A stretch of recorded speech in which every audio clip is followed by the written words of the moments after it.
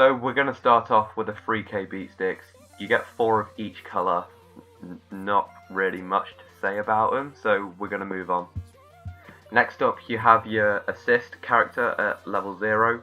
Sadly it only gives off 500 in front and doesn't do a second effect unlike other assists you get in Crowd X, but 500 in front is still good at low levels. Next we have your salvage character. So on play you pay 2 and you can salvage any character from your waiting room and put it into your hand. This can be really useful in the mid to late game to get out those key characters. Next up you have your top deck search. So on play you look at the top card of your deck and choose to keep it there or put it at the bottom of your deck. Now this is like extremely useful early game, because if you play it and see a climax on top of your deck, you can just put it at the bottom and then save it for cancelling out damage during level 1, 2 or 3. So lastly for level 0 you've got your level 0 remover.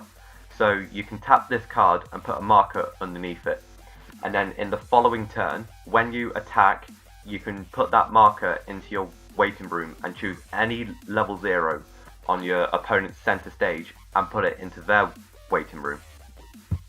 So to start off level 1s we have a 4500 beat stick.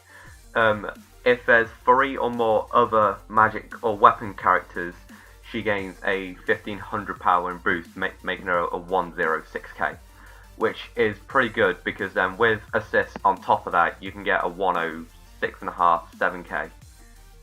Next up we have your encore character.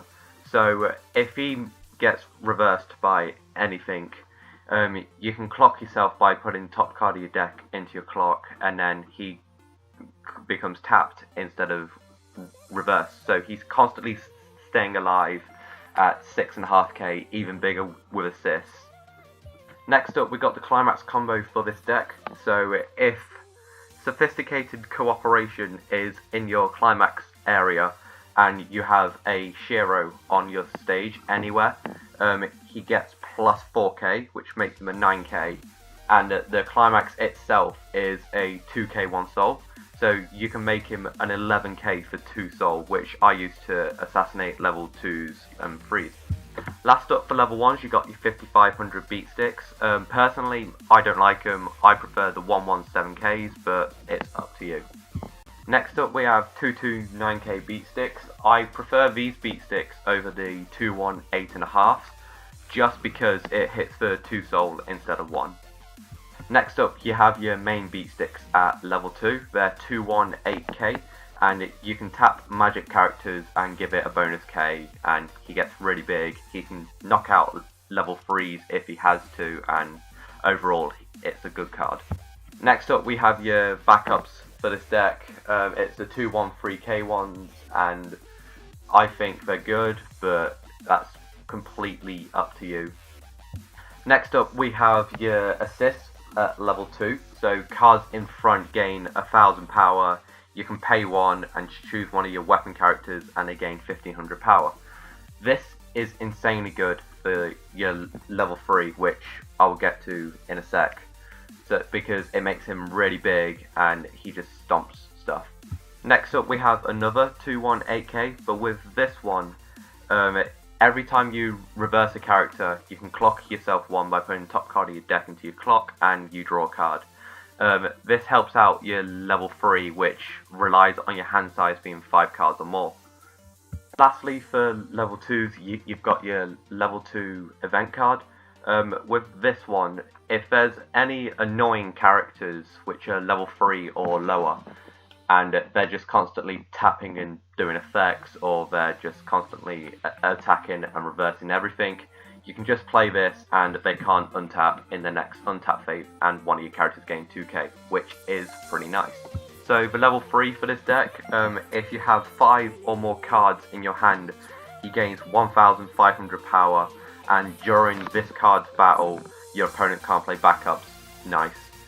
And if this card is frontal attack, you can check top deck, choose to keep it there or put it into your waiting room.